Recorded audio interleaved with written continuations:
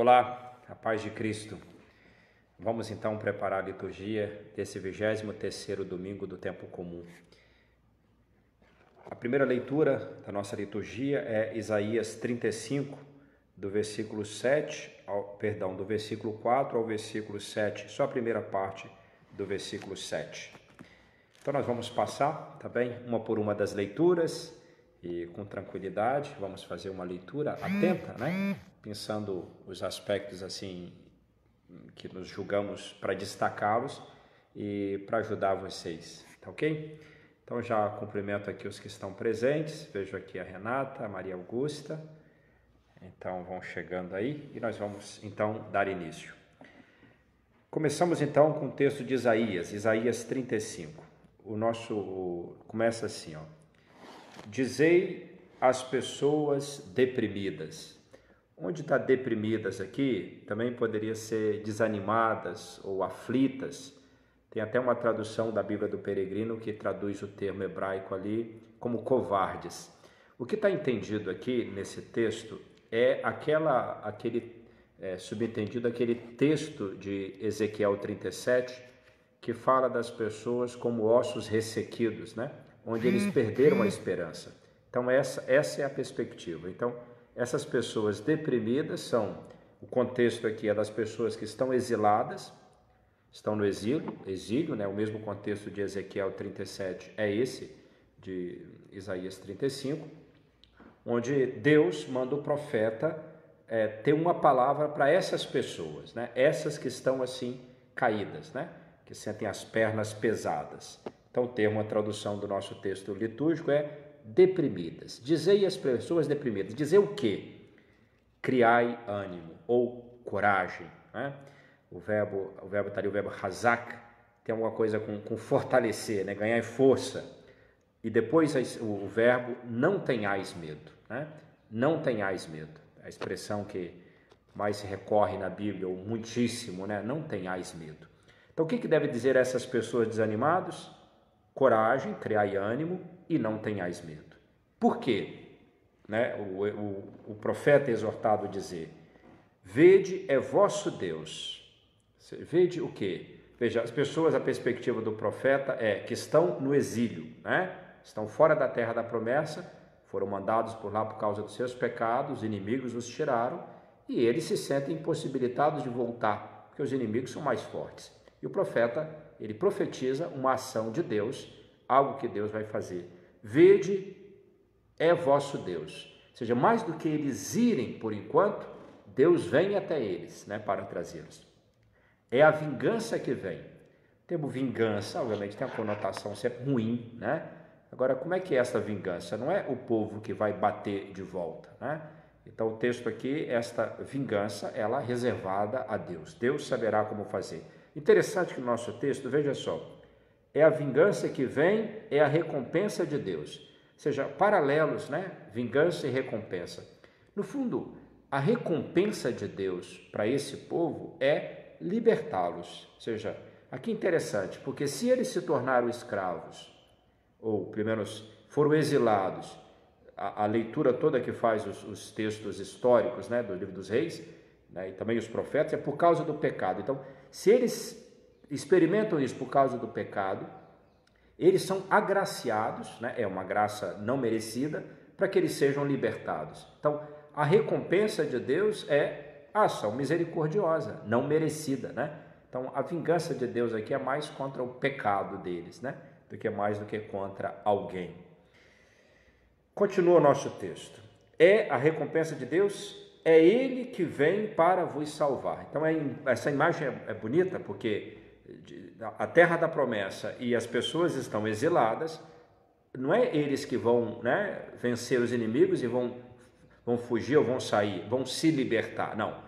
Deus vem, aliás, Deus já estava sempre presente, obviamente, né? Aliás, o texto de Ezequiel é maravilhoso, que diz que a glória de Deus, quando ela sai do templo, ela vai para o norte, né? Onde o povo está exilado. Então, mas a ideia é boa, porque é Deus que vem até nós, né? Ou seja, nós com nossas forças não temos a capacidade de ir até Ele, né? Nossas perninhas são fracas. A escada de Jacó, se não descer por ela alguém Filho de Deus a gente não sobe, né? Aliás, ele se tornou para nós a escada para a gente subir. Então, ele vem para nos salvar. Esse verbo também, o verbo yachá, é um verbo forte, é salvar, né? Que é tomar mesmo, é aquilo que quem está afogando que é tomado. Versículo 5. Então se abrirão os olhos dos cegos e se descerrarão os ouvidos dos surdos. Essa tradução, se abrirão os olhos, ali nós temos no hebraico um verbo na forma nifal. O que é isso? Esse verbo deve ser traduzido como um passivo, é uma voz passiva. Não é que os olhos vão se abrir por si mesmos, não, os olhos serão abertos. É um outro que vai fazer isso. E na Bíblia a gente tem um critério para interpretar que quando esse agente da passiva não é explicitado, subentende o que nós chamamos do passivo divino, ou passivo teológico, é Deus que vai fazer isso.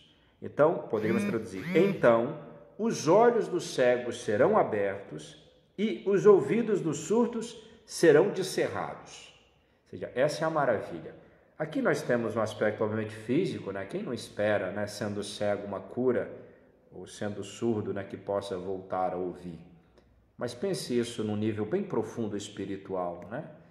Muitas vezes o que nos impede de voltar para a terra da promessa, ou para a terra prometida, é a nossa surdez, né? A nossa surdez. E quem não ouve bem, não fala bem, né? Quem não vive dessa escuta. Vamos voltar a isso depois no Evangelho, tá bem?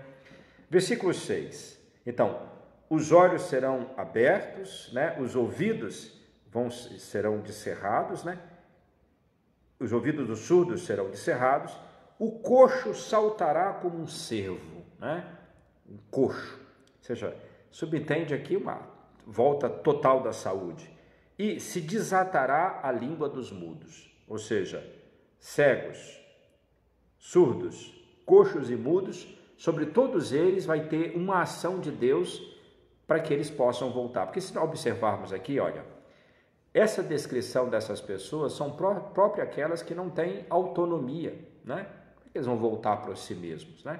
Não ouve quem os conclama, quem os chama para voltar, não tem as pernas adequadas ou não vê o caminho, então tem que ter uma ação de Deus. Então penso aqui, é um texto muito profundo, esse é um texto que está no chamado, no pequena escatologia, né, de Isaías, porque fala desses tempos messiânicos. Esse é um tempo da ação, temos categorias aqui muito presentes também no Êxodo, né? Essa coisa dessa ação de Deus, né? Desse Deus que vem, que vai libertá-los. Nesse capítulo nós temos, mas aqui é a grande libertação que se dá em Jesus, né? Mas é um texto bastante forte, né? E o nosso texto continua no versículo 6. Além dessas coisas feitas sobre as pessoas, cegos, surdos, coxos, brotarão águas no deserto, jorrarão torrentes do ermo. Ou seja, também esse caminho deserto vai se tornar cultivável, se pode dizer, o caminho. Interessante, se vocês observarem, é que o nosso texto ele fala muito do caminho, né? Do processo. Ele está falando do reino que vai ser restaurado, da chegada lá na terra da promessa, fala do caminho. Ele é sugerido, porque é isso, né? Nós precisamos dessa luz, porque nós estamos aqui no caminho, onde águas possam brotar, jorrem torrentes. A terra árida, versículo 7, se transformará em lago e a região deserta em fontes de água. Isso por causa de Deus que vem, né? Pense isso do ponto de vista de qualquer secura, né? De qualquer deserto vivido, experimentado pessoalmente, socialmente, o mundo, né? Então é uma intervenção gratuita de Deus, que é preciso de ser acolhida, né? O reino oferecido, o dom dado, é preciso de ser acolhido. O nosso salmo, o salmo da liturgia deste domingo, é o Salmo 146, isso. Vamos lá, na Bíblia hebraica é o Salmo 147. Eu gostaria de destacar o versículo 8. Perdão, é o Salmo, na Bíblia hebraica é o Salmo 146, né? O Senhor abre os olhos aos cegos, diz o salmista. O Senhor faz erguer-se o caído. Ele abre, Ele faz erguer o caído, né? Então nós vivemos de fé, né? Nessa ação de Deus. Obviamente Deus usa de mediações, de causas segundas, né? São pessoas a canto, né? Do nosso lado, são situações, mas é sempre o crente é aquele que percebe essa mão invisível que nunca nos abandona, sempre age em nossas vidas. Vamos dar um salto, né? Vamos lá. A segunda leitura é tirada do livro de São Tiago, capítulo 2, do versículo 1 ao 5.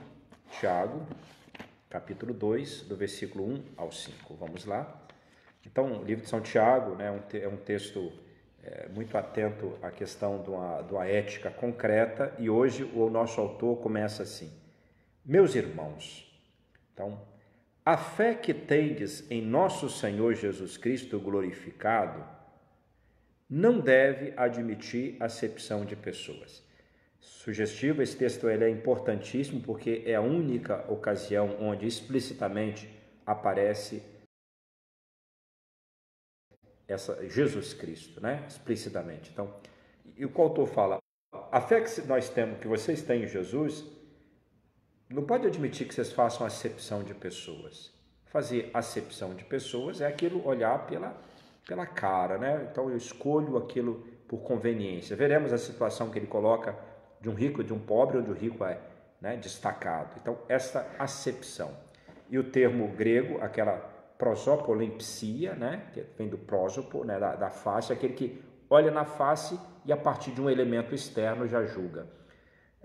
Sugestivo que tem aquele texto, Atos capítulo 10, no versículo 34, que Pedro, depois da experiência que ele faz, daquele lençol que desce, né, e depois da conversão, né, na casa, que ele chega na casa do centurião, lá, né, do romano, lá, né, ele fala, eu estou me dando conta de que Deus não faz acepção de pessoas, que Deus acolhe toda pessoa que se aproxima dele, né, e que pratica a justiça. Então, é isso que o autor, que Tiago, essa carta, está dizendo, que quando nós cremos em Jesus, a nossa fé nele não pode permitir-nos agir, digamos, um princípio estético, né? Seja pela cara, e nem sequer pelo aspecto moral. Me explico melhor, né? O juízo das pessoas pelo aspecto moral, porque é bonzinho ou não. Porque os cristãos, nós temos, que é o olhar de Jesus, né? Paulo fala que nós temos a mente de Cristo. Nós temos que ter esse olhar de Jesus sobre as pessoas. Então, como Jesus olhava as pessoas, né? Jesus, em torno a ele estão os pecadores, né? Os doentes, são esses que estão ali. Então, esse é o olhar de Jesus. Continua o nosso autor. Imaginem, ele fala, imagine o caso, a situação. Na vossa reunião, vocês estão lá na comunidade, reunidos, e entram duas pessoas, uma com um anel de ouro no dedo e bem vestida, e a outra pobre, com a roupa surrada. A essa miudeza desceu o texto, né? Duas pessoas. Aí o autor diz, ao que está bem vestido, vocês dão atenção, dizem, vem sentar-se aqui à vontade, né? Lugar de honra. Mas ao pobre dizeis, fica aí de pé, ou senta-te aqui no chão aos meus pés. É uma cena plástica para a gente contemplar, mas não só esta cena, mas tantas que a gente pode fazer essa prosopolepsia, essa acepção de pessoas. E olha o que continua dizendo o texto sagrado. Não é isto um caso de discriminação entre vós? Será que não julgastes com critérios que não convém? Ou uma justiça, uma justiça injusta? Isso não é uma discriminação? É óbvio que é. Se a Sagrada Escritura, ela permite, né, alguma escolha, né, alguma tendência para algum lado, né, nós diríamos alguma parcialidade, ela é sempre em função dos mais frágeis, né? Então, porque são os mais frágeis. E eu gostaria até de trazer para vocês aquele texto de Paulo, no capítulo 12, quando ele fala do corpo, né? Deixa eu pegar o texto aqui. Ele fala assim, a imagem do corpo, né? Do corpo de Cristo, no capítulo 12, no versículo 22, Paulo diz, os mais fracos, né, dentro desse corpo são indispensáveis. E depois no versículo 24 ele diz que, né, ao construir esse corpo, Deus, quando formou o corpo, deu mais honra ao que nele é tido como sem valor. É um texto até difícil de interpretar, mas tem a ver com os frágeis, esses membros que são tidos como mais frágeis, não é isso? Os mais fracos, esses que são tidos como sem valor, né? Então isso faz nos pensar. E ainda, me veio agora à mente, tem também na 1 Coríntios, logo no início da carta, Paulo pergunta, né, a essa comunidade de Corinto, né, sobre os seus membros. No versículo 26 ele diz assim: de fato, irmãos, reparai em vós mesmos, os chamados, não há entre vós muitos sábios de sabedoria humana, nem muitos poderosos, nem muitos de família nobre, mas o que para o mundo é loucura, versículo 27, né? Deus escolheu para envergonhar os sábios, e o que para o mundo é fraqueza, Deus escolheu para envergonhar o que é forte. Aliás, esse é um bom critério nosso, né? Então, digamos porque assim é a prática de Jesus, né? A prática de Jesus, ele gasta o tempo dele com doentes, né? Com os pecadores, com publicanos, né? Com os pobres, os frágeis, né? Eu até me recordo, né, quando minhas experiências de paróquia assim, eu ia na casa de todo mundo, né? Mas eu ia muito mais na casa das pessoas. Não sinto isso como nenhuma coisa grande, não. Servo inútil, fiz o que eu tinha que fazer. Mas eu sentia que ir na casa das pessoas pobres é um ótimo, assim, a gente sinaliza para todos, né, uma chance de conversão para os ricos, para saber que não são as coisas delas que sequestram o pastor, né? Senão, se eles acham que a vida gostosa deles é aquilo mesmo que todo mundo, né? É isso mesmo, é isso que é vida, né? Então, não, penso que a gente tem uma coisa assim, né? Que tem que sinalizar para a simplicidade, né? Que eu penso da nossa parte de pastores é essa, tem que fazer, e se essa parcialidade ela tende para os mais frágeis, né?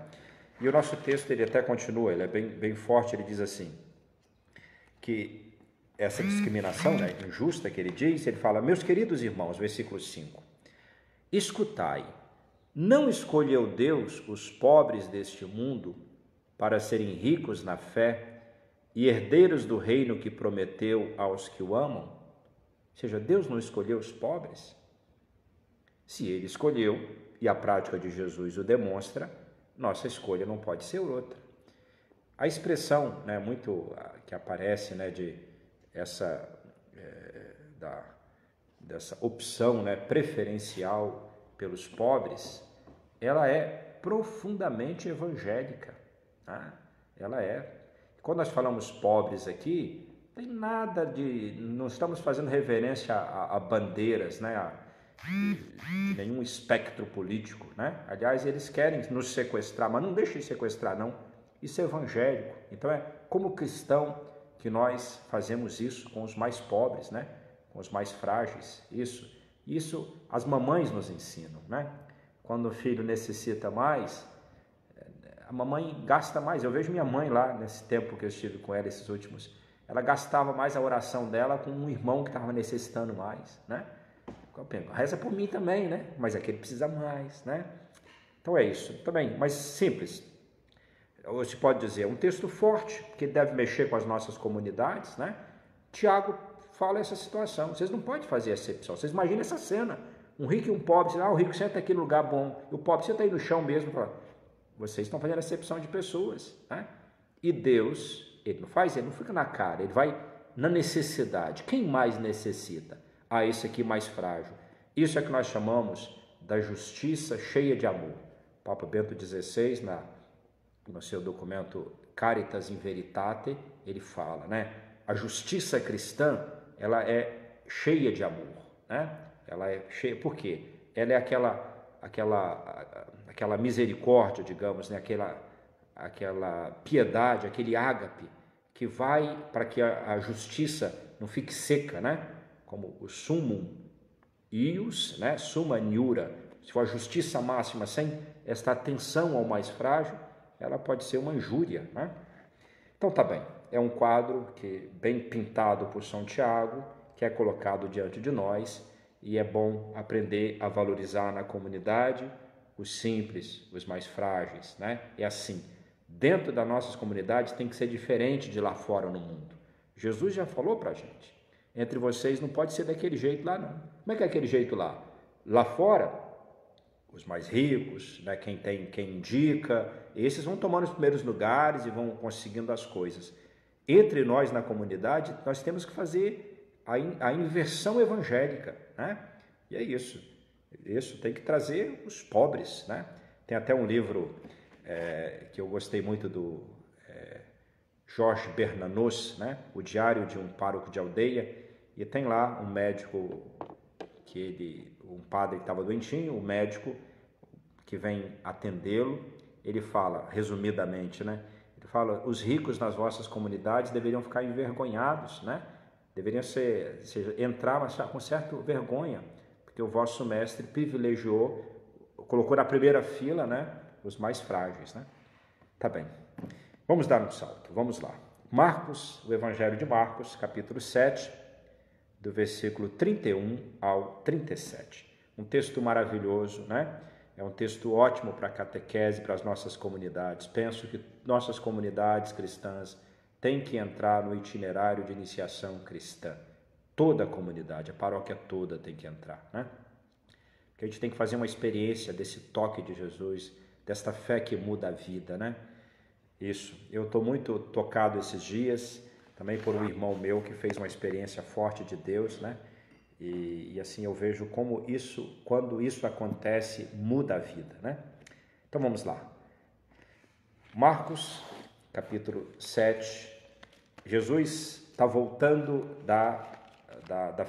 de Tiro e da Fenícia, né? De fora da Palestina. Esteve com aquela cirofenícia, né?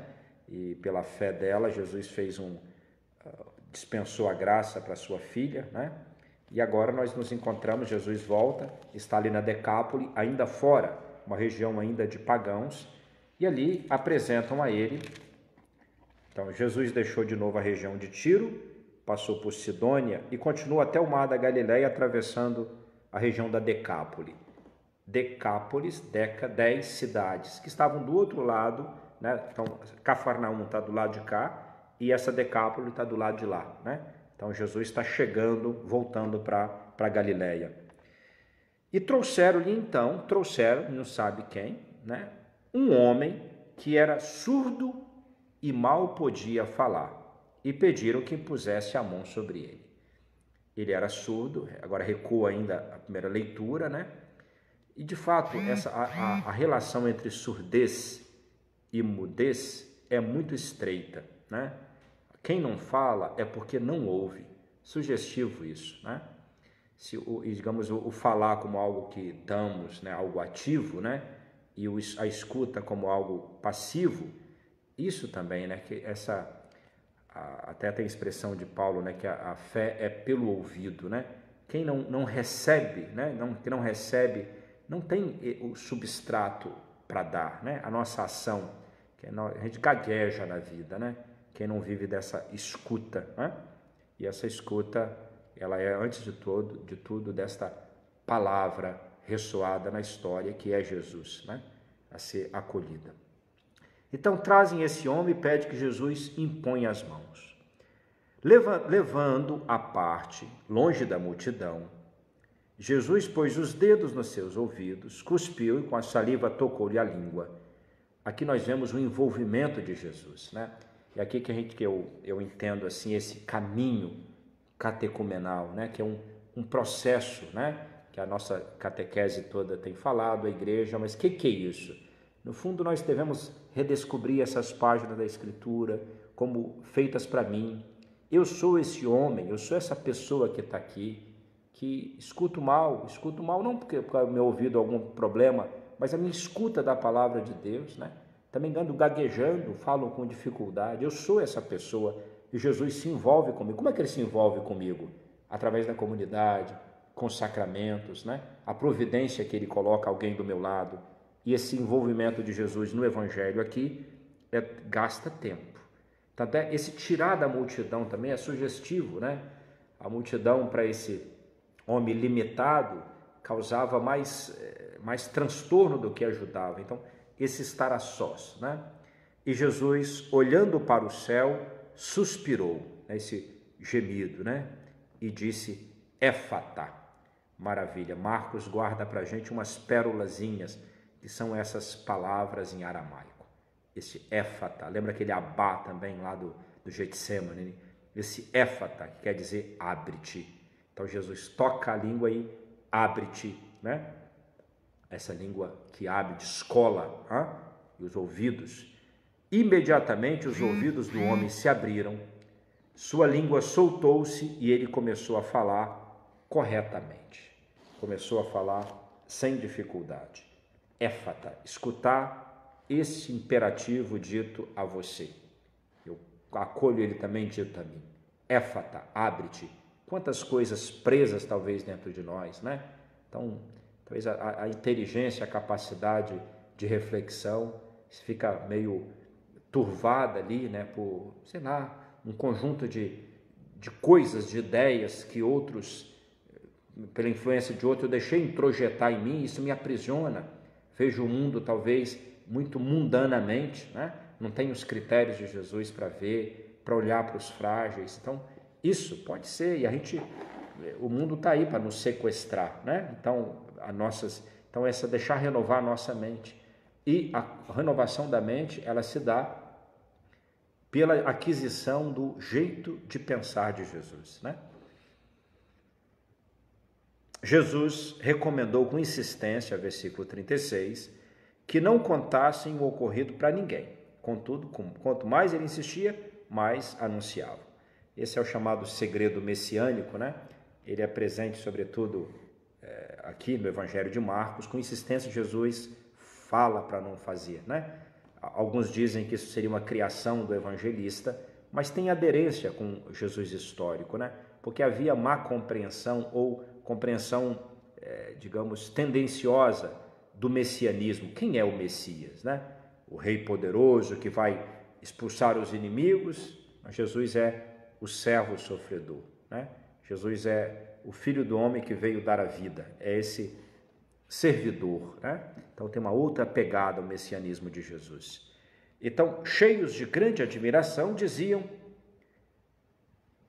tudo ele tem feito bem, faz os surdos ouvirem e os mudos falarem. Justamente a profecia de Isaías, né? Ele, muito impressionado, diziam, ele tem feito bem todas as coisas, aos surdos faz ouvir e aos mudos falar. Que isso aconteça também conosco, né? Que seja, penso, a experiência desse final de semana nosso, é uma experiência disso, né? De pedir a graça, talvez espaços em nós, né? Aqui é bons sentidos, né? Hoje a palavra fala de audição, fala de visão, mas fala também de coxo, a primeira leitura, né? Fala de quem é coxo, fala também dos cegos, né? Então tem tudo a ver com os nossos sentidos, e os sentidos é aquilo que nos permite captar o externo, né? E pensemos, mesmo com a limitação talvez de algum órgão, né, que a gente tenha, mas essa captação, ela é aquela feita com o espírito, né? Aquela de um olhar da alma, aquilo que Exupéry diz, naquele invisível, né? Que é invisível aos olhos, e que peçamos a graça de que a gente seja curado. Então, a gente pensa então para nos ajudar, esta liturgia dominical é uma liturgia, digamos assim, ela é catecumenal, né? Daquele caminho de preparação para quem vai ser batizado, para quem vai ser iluminado, e pensemos todos nós, embora já batizados, precisamos de novo de fazer esse caminho de iluminação, né? De sermos iluminados com a luz do céu, nossos olhos se abrirem, nossos ouvidos, né? Essa escuta, né? A fides ex audito, né? A fé vem pelo ouvido. Então essa escuta, não vivemos de visão, né? Agora essa escuta nos gera uma capacidade de ver diferenciada, e para que nós possamos também na proclamação pelo testemunho e a vivência. E a segunda leitura, essa pegada de uma atenção na nossa lida com as pessoas, Deus que não faz acepção, a comunidade não pode fazer acepção de pessoas, e se nós tendemos para algum lado, não pode ter dúvidas, deve ser para os mais frágeis, né? A comunidade ela é profundamente reprovada por São Tiago por ter feito acepção, destacando aquele do anel e das boas vestes e deixando de lado o mais pobre da veste surrada, né? Então, é o da veste surrada que deve ser mais bem cuidado, porque ele mais necessita. Isso? Tá bem. Obrigado aí pela atenção de vocês. Então, cumprimento a todos.